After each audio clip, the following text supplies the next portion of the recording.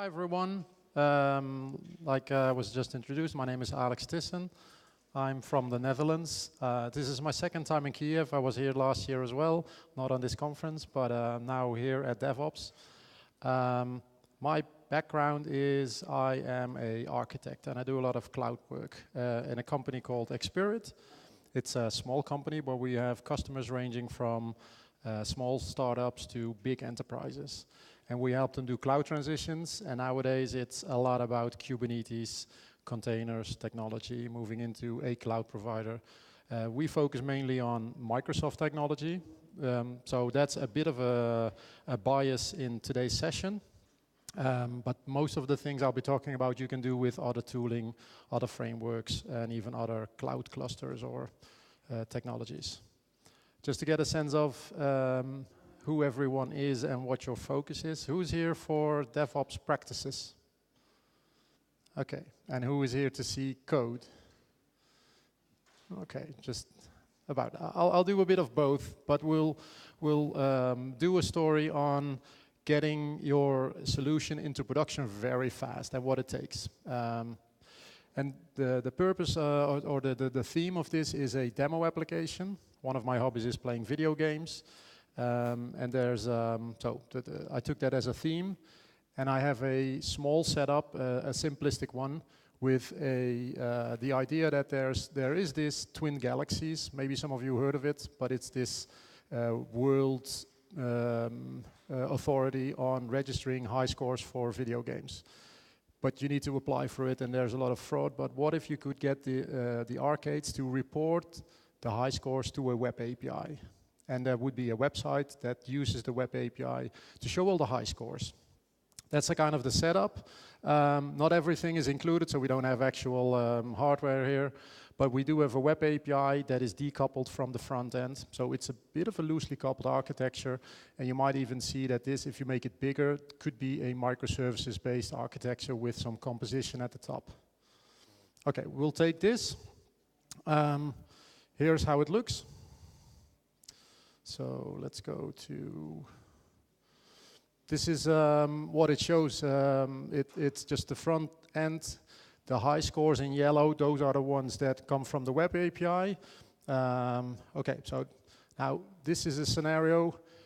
I refresh the page and it breaks.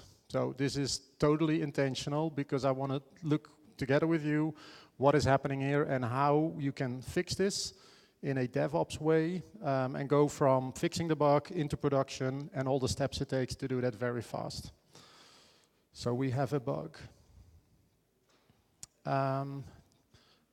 Who of you knows the video game Ladybug? Nobody? Okay, it's an old one. Maybe that. So the challenge here is, can you go from development to production in under a minute? And that's very fast, and we might not be able to make it today, but it goes to show that if you can do it very fast, you can also do it many times a day. And not as we sometimes see that there's one release every 3 months or so in a company.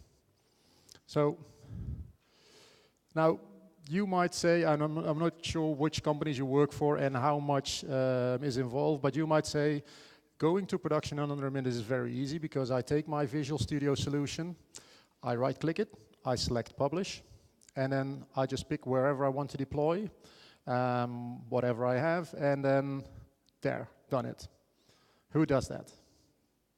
Okay, so that's about 10 people in the room that do that, and that's totally okay, depending on circumstances. But you can do better. You can still go that fast and not use Publish from Visual Studio because friends don't let friends use that. You should do it differently. Well, that's at least what we think. So doing DevOps means that you as a developer, you also do the operations. I probably don't have to tell you and explain you about that. So you don't run away anymore, you run your solution and you're responsible for it. So you're also part of, if something breaks, you need to fix it. And you need to fix it during the night. So you might ask yourself, what is stopping me from going that fast? And what we hear a lot is, we have so many environments. We have a development environment, then test, acceptance, production, the hotfix environment, and even fallback. So a lot of environments. So going from development to production takes a lot of jumps to get there. It involves manual actions, and that's just slowing you down.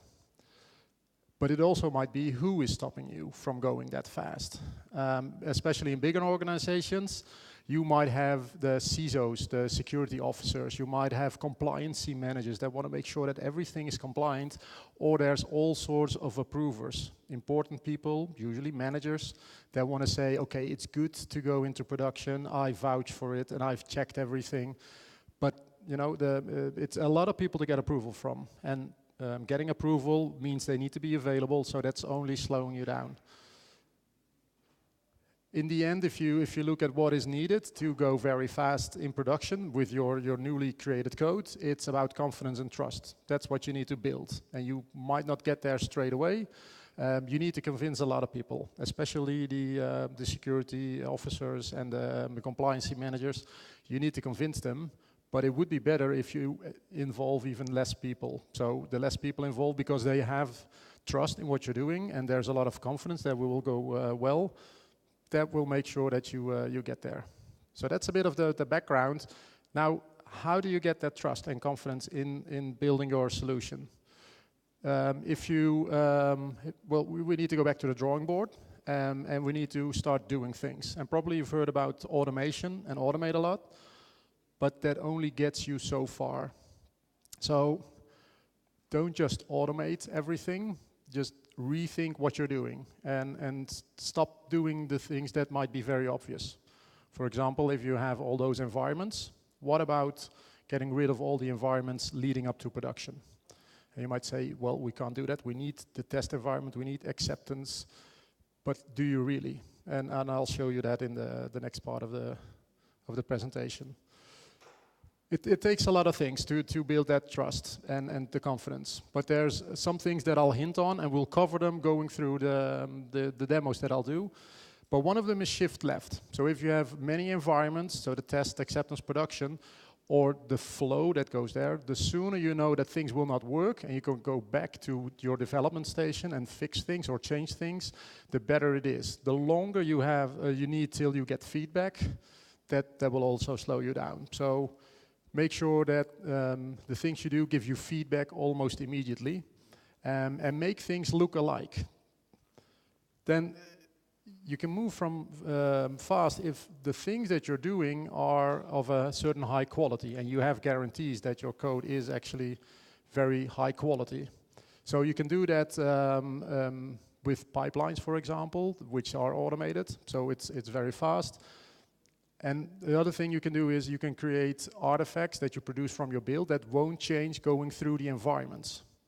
You might recognize that sometimes you have a build for the test environment, a new build for the acceptance environments, but things change in between. And you don't have any certainty that things are still the same. So immutable things that you move from environment to environment, if you have them, will make things more stable and predictable. And you can put all these security and compliance checks in there. So the thing that you ship, which can't change, is actually of a high quality and compliant.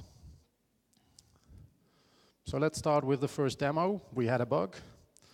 Let's do a little bit of investigation since we're doing DevOps. And I'll try to be fast there. So first we will go to... First, we will go to our cluster. Everything is running inside of a Kubernetes cluster. And looking inside of our cluster, there's this special namespace that I created for DevOps Fest. And it seems that everything here is green. Now, this is one of the things that we might get to at the end if we have some time left, but you need instrumentation and telemetry. This is probably not saying enough. Things are actually not working very well because we had an error just a moment ago, but still everything shows green here. If we go to the part where we have the telemetry, let's see here. I'm using application insights from Azure. And you can see that there's failed requests here that we had.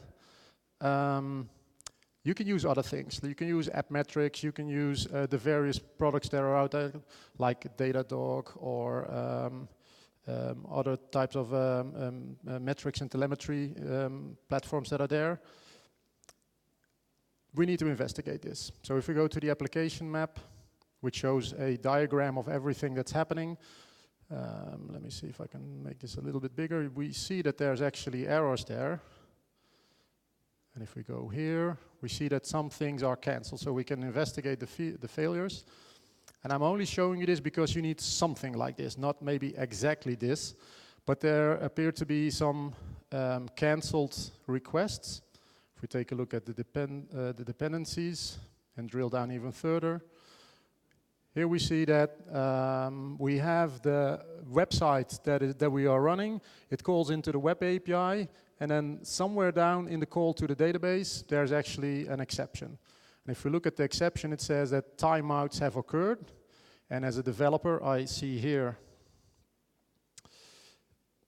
that's not doing very well. That's actually a poly timeout, which is a framework for building resilient applications and doing patterns for cloud scenarios such as timeouts.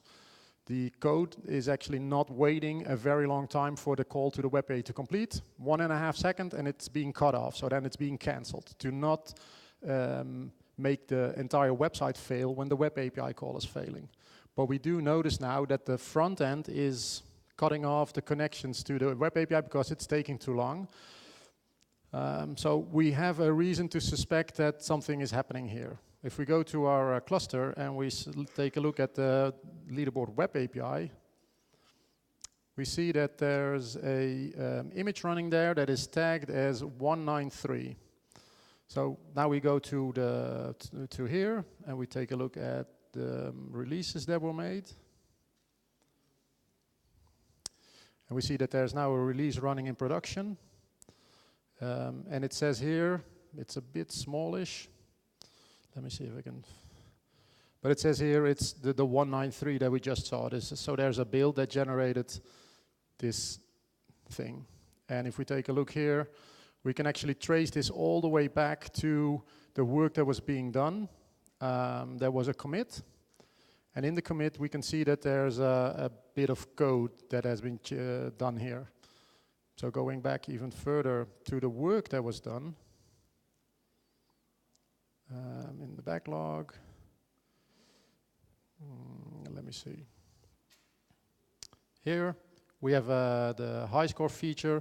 There's a limit, and if we take a look at the code that was built, it actually shows the commits that we just saw in the code. So everything is traceable all the way from production, with tagging on the images, to the builds that were done, to the commits, to the work items that actually did the work. So there was work being done that led to this bug. Okay. If we go back here, here's where we saw the bug. So we found the bug, we create a work item. So this is tying everything back into the thing. It has all these details. I'll just assign this to myself, as you can see here. So now we should have a bit of extra work if all went well.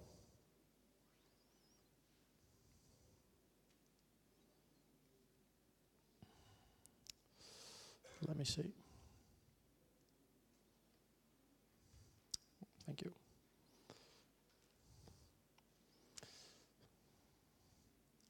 Work items, there we go, that's the thing. And if I want to do this, I should be able to get the work started on this. So I'll say I approve it and I commit to doing this work.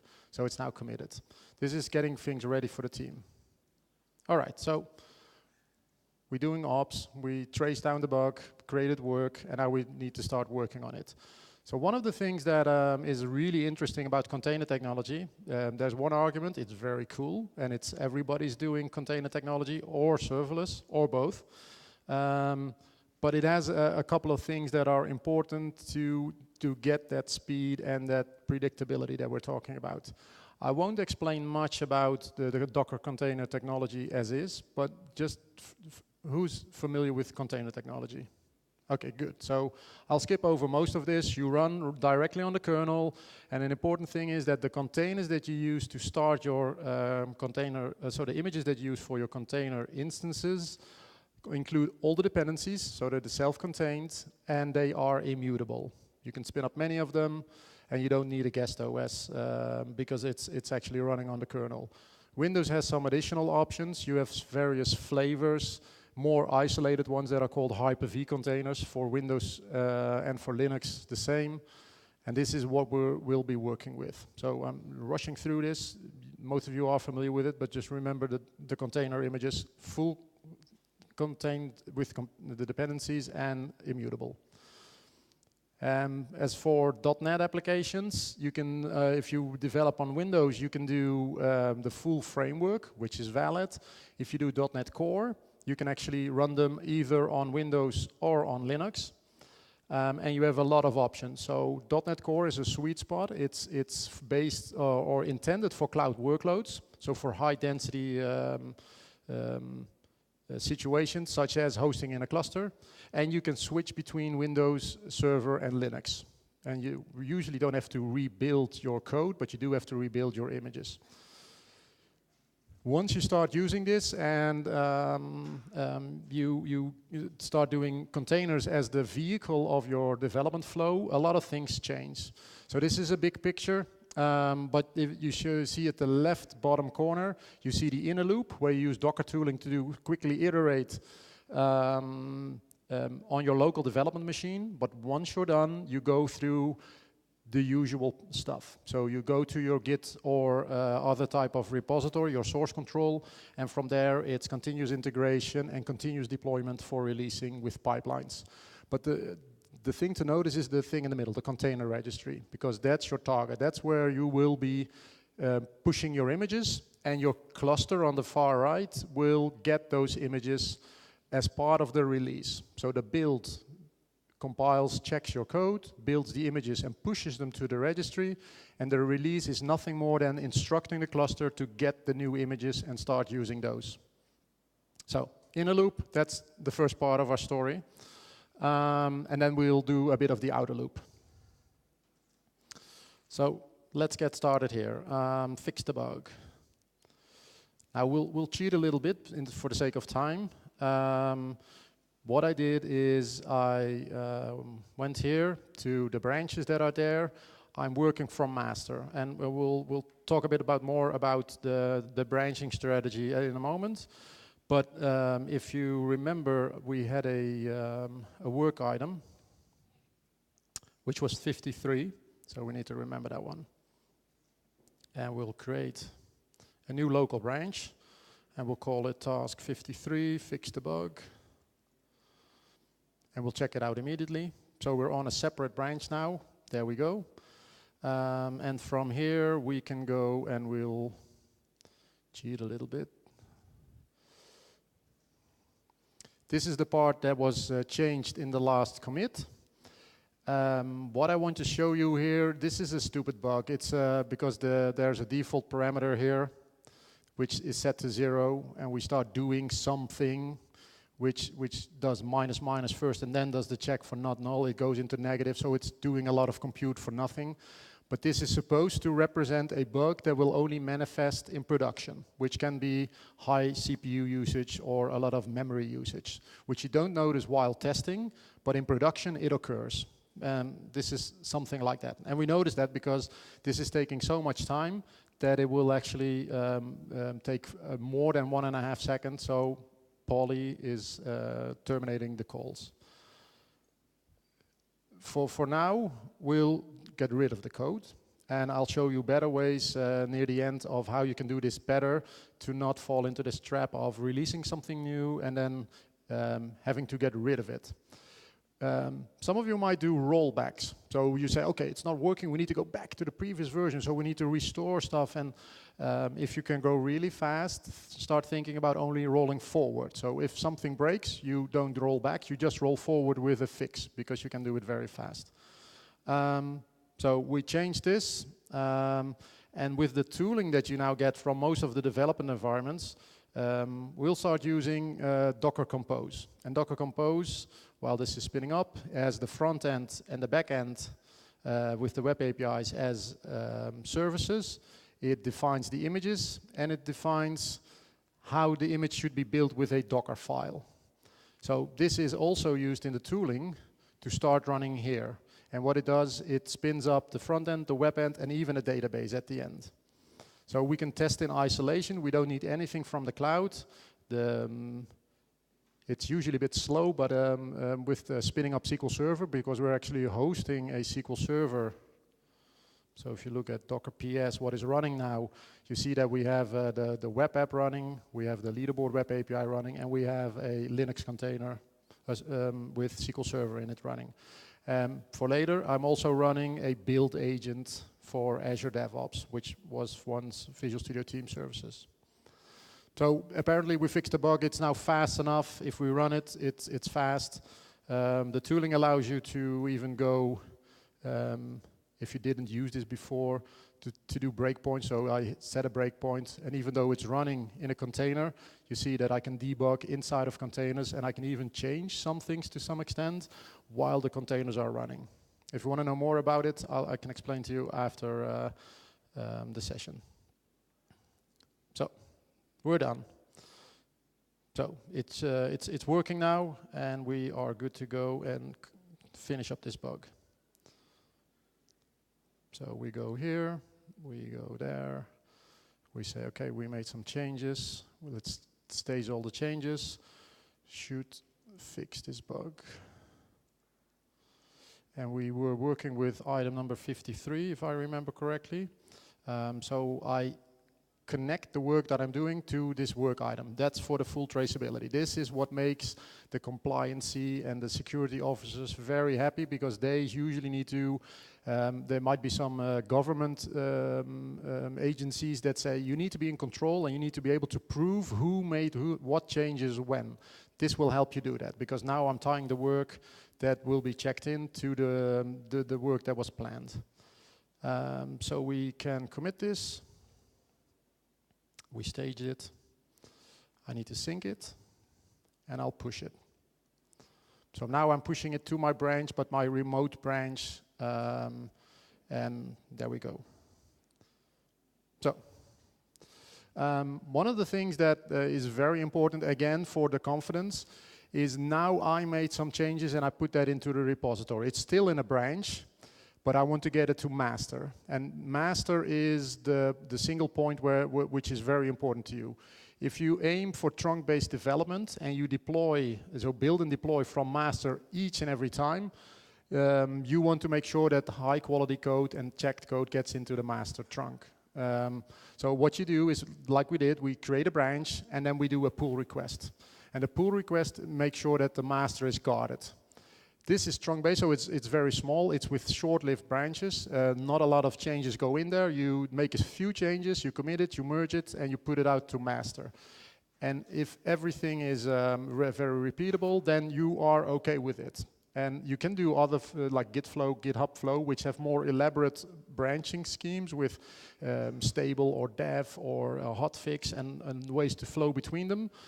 You can do those, but if you do the short cycles, then you will have no big merges, and you can just integrate and iterate very fast. So let's do that as well. So we want to create a pull request. As you can see now, it's already related to the 53 thing. I add some reviewers because I do want to make sure that it's not me who can push those things into production straight away, because I mean I could do something nasty and put it out on the website, and that would not be, or I could make a serious mistake and it would go into production, not something that you would want. So you need stuff. What you see to the right is that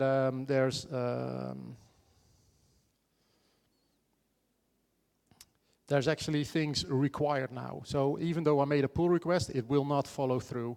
So I need to approve it. I'll go for approve. Usually I would have inspected the files, the changes that were made, maybe made some comments, but we'll skip that part now. We'll complete the work after it's done, and we'll remove the branch because it's just a short-lived branch and it will go away. So we'll put it to autocomplete. This is interesting, build failed. Let's see if we can run that again. It might be, and then I would have to change the definition. because I'm running the local agents, which is faster. The hosted ones are a bit slower, and we don't want to wait for that. But we might have to do that. Let's see. So the build is in progress. This is a build that we need to talk about. So this is the continuous integration build, and we need to talk about what is in here. I'll show you a few slides to do that. So the build is containing a number of steps that is using Docker Compose. Remember, we had the composition to get all the Docker images working together for our local development. That is what we're using to drive the pipeline. We are using a single pipeline for both this pull request build, which does a quality check before it goes into master, and then we'll do a CI build, so a continuous integration build, using the same pipeline. But not all steps are relevant for the CI build, for the pull request build, because we want to test it, but we don't want to push out the image just yet, because it's just a test build to see if everything's okay. So the part where we push out the services, which is images, and get them again, so we get the hash codes for a particular identity of those images, that will be skipped in a pull request build. So the Docker Compose file is something like this. We looked at that. This is what a composition for local means.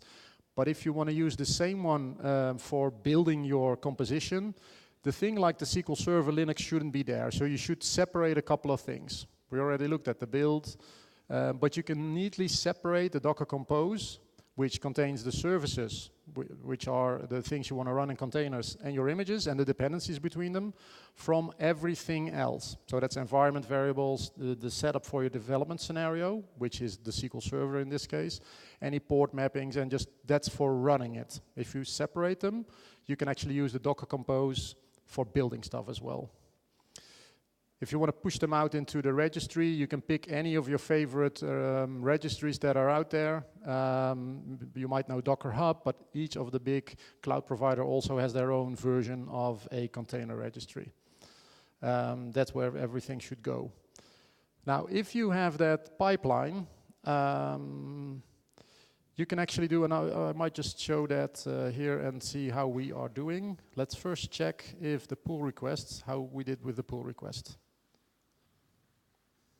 It's failed again. Okay, let me just quickly change that, because we would need to have a working build. So we'll go here, change this one.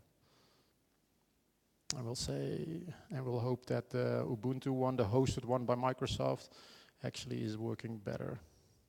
So we'll do a save, go back to the pull request, and we'll queue a new build. And otherwise we could, for now, for the demo, just skip this thing, but let's see what is happening here. All right, so this will do that in the meantime. Going back here and going to our build pipeline. Oh, we were already there. This is what the pipeline looks like. To illustrate, I've added this white source bolt here, which is a commercial product. This is a free one, which you can start using straight away. But white source bolt actually does a check of known vulnerabilities in the packages that you're using and in your code base. And it will do compliancy checks for license usage. Because if you are using open source, and it might be a viral license, just like GPL licenses, it could mean that you, if you use that package or an NPM thing module that you have, it might mean that you have to open source all your code as well. That's something that will make the compliancy managers very unhappy. So scanning for that while building your code is a very good thing.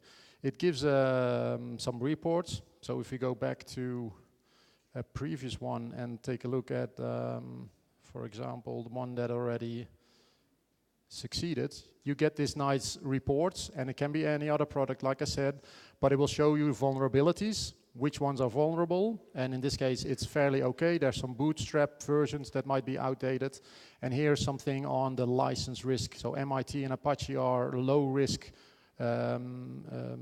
license agreements which you are safe to use, and they're not viral. So this will help you get a report out to show to the security managers and to the compliance officers stating, see, we are not using weird stuff.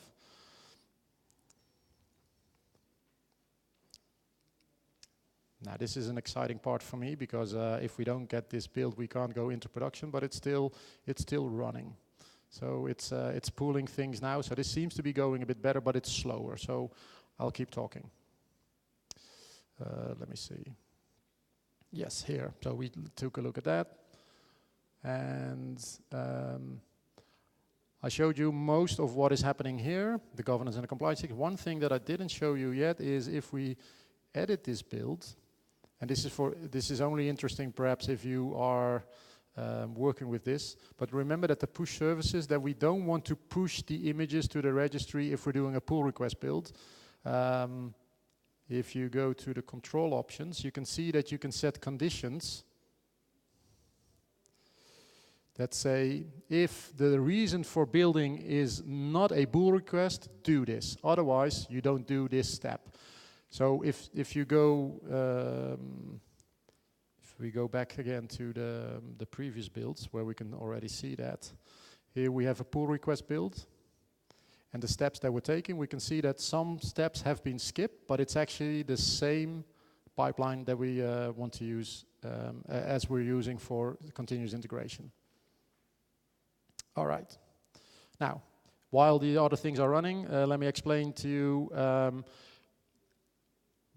what is happening if you start moving between those environments, and assuming you have more than just one. So in the live scenario, you have a container cluster with your front end, in our case, a web API and a Azure SQL database. That's the chain, but it might be more complex than this. This is just a naive example. There might be a service bus, there might be backend services picking up messages from the bus, there might be caching involved, there might even be webhooks that are being called. Well, this is good for in production, but if you want to go to your local development machine and run in isolation, you need to have something different. Well, the Docker Compose will help you there, but there is one big thing. Remember, we have the immutable images that we push through each of those environments. And those environments are not the same. They're smaller clusters. They might or might not even use container technology. They might be hosted differently. So going through those environments, even if they're less, will mean that there's changes.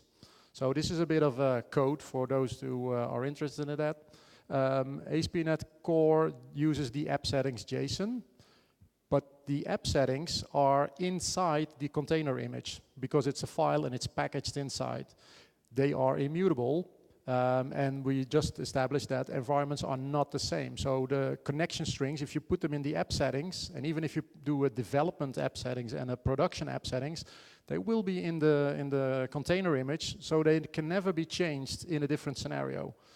This is something you need to work with, but luckily we can do that with ASPNET Core, and you will start using environment variables from a number of places.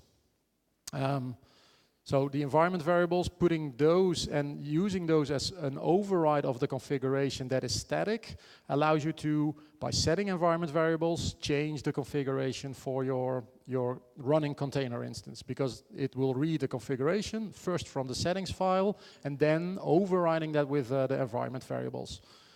You put stuff like this in there, so you add the various JSON files, and then at the end you do add environment variables, and that will get it from the environment. This is a way to do it manually, but each of the clusters has a way to inject those environment variables. And that allows you to get to a situation like this for development. You can change the connection string to point to your local Linux machine running in a container. So that's easy to change. But like the service bus, if you run it locally in a container, you might do RabbitMQ. But for real, it might be something different, like Azure Service Bus.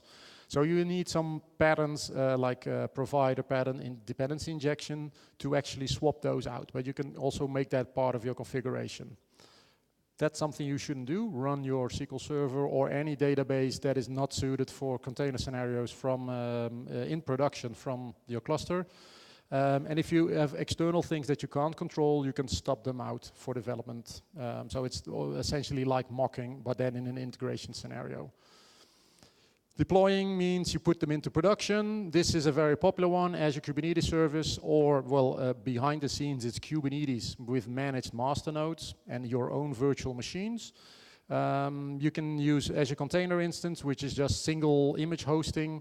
There is something in the works which is called virtual kubelet, which allows you to have the infinite scale of the container instances as a single virtual worker node inside of your cluster, but the worker node can scale up to thousands of machines and go back again. So it's the marriage of serverless compute and container technology. And if you are if you're hosting web services or web APIs, you could even use Azure App Service or another way to just do HTTP-based hosting. So let's see where we are with the pull request, and let's hope that it's working now. So it's gone, so it means that it's completed. Should fix this bug. If we take a look at a pull request, we can see that all the tests have succeeded. So our pipeline has been triggered with the white source ball checks in there and every other thing that you put in your pipeline, which means we should be ready to go into production now, or at least to release stuff. And here we go. We have a new release that's automatically triggered as part of a new build appearing. This is now going straight into production. If you find that a bit scary, you can start working with a test or an acceptance environment first, but there is approval now. So going from many environments, once you get to a stage where like, okay, we have the confidence, so why do we put it in acceptance? We can just skip that part or skip test, because we're testing so much before. Then you can get rid of that, but if there's still people that want to approve, then you can have them click on the approve button, but they will slow things down. So you can make this automatic. And now there's this agent phase that the main job is instructing the cluster to pull in the new images. So it's in progress. It's downloading stuff.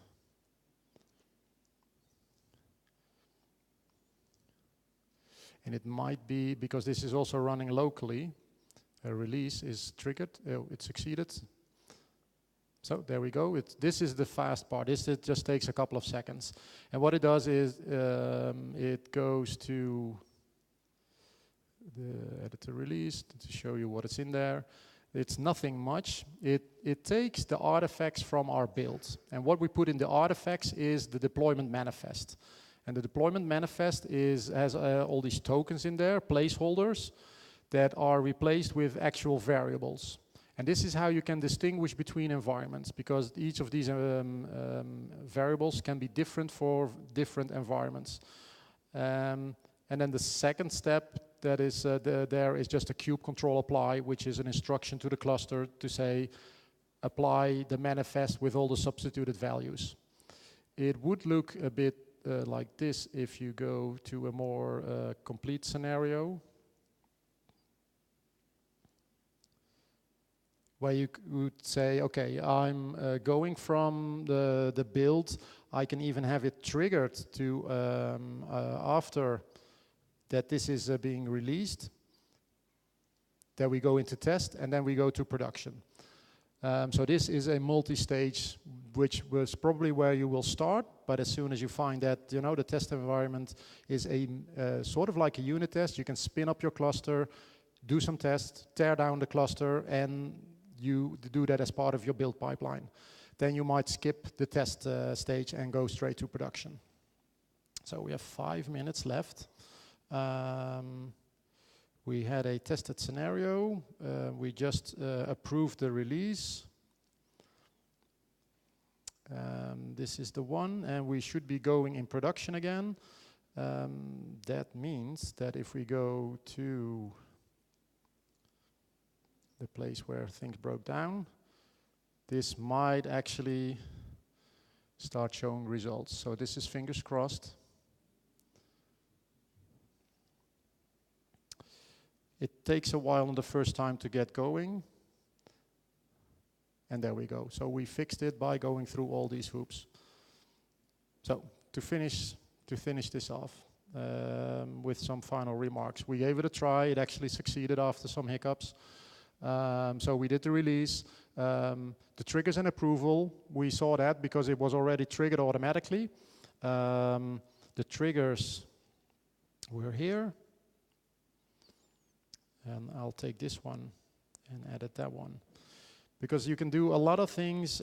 For example, so this one is, we could do a triggering one thing that after a certain stage, after it's been approved, we immediately go to the next one. Like here, we have, we could say post-deployment approvals. We need approvals even after it's deployed. But this is a nice one, the gates, where you can do all these assessments of policy compliancy. After it's being put into test, if you still have that, you can check all these things and do all these policy checks. You can do monitoring to see if things start if things start spiking because we put stuff in there. And this might actually have caught the error that we just had because it would raise a lot of alerts inside of application insights. So we only have like 2 minutes. Okay. If you want to go even faster than that, then you could do because you need to be careful there. But what if you would deploy straight into production? Would that be possible? Well, that is scary, but you could do it with a traffic manager or something that redirects traffic from old to new. And you would start with just 5% of people getting the new functionality and see what happens. See what happens to your CPU, memory usage in your cluster, but also get feedback from your customers that they say if they like it or not, or maybe they find errors or crashes. If they don't, then just ramp up the percentage and slowly you're shifting from old to new, and once it's there, you can get rid of the old one. That's one thing. So that's just testing in production, one style of doing things. And the other thing, if you go into production, is what if you could release into production? Well, actually deploy into production, but not turn on the functionality yet. And that's with feature toggles. Feature toggles allow you to do if statements that check is this feature on or off. And if you have new functionality, remember the loop where the arrow was? I could have wrapped that with a if statement with a feature toggle that says, okay, we need to flip it on once it's in production, because if it's not on, it won't be used. We turn it on, things go bad like we experienced, we flip back the switch, and then we can at ease go and fix things, because then we can troubleshoot and see what was happening. So there's a monitoring involved, and you need the instrumentation. So let me see. Summary. Local development, we use containers for all the dependencies. We made it resemble production. We made it, in this way, compliant. We had the repository with short-lived branches, pull requests that guard master with all the security and compliance checks. Then we do the pipeline where it's actually being executed. Continuous integration, so our master does not get behind, and everything that's in master is going into production straight away, or one of the previous stages. The release pipeline has the gates. You need feature flags if you want to go really fast, and you can do testing in production.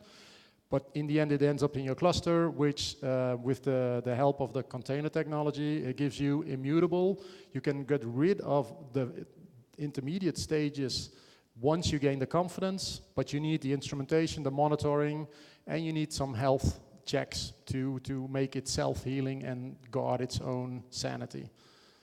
This is what we went through, and that is the end of my presentation, and we were right on time. So we have 5 minutes, I believe, for questions. Anyone? Yes, please. I saw one step about deployment, and you use kubectl for deployment something. Can we use Helm there? Yes. It's okay. So good one. Can you use Helm? If you look at what you can do nowadays with your tooling, if you do orchestrator support, you can add the Kubernetes and Helm support. So it will add charts, Helm charts, which can also be a driving vehicle. And your pipeline, if you start switching to Helm charts, will actually do an install of Helm, the tiller, if it needs to be there, the tooling, and then do a chart deployment instead of a kube control apply. So there are things changing there. And I get a thumbs up, so it's, yeah. Other questions? Yes. Gentleman in the back.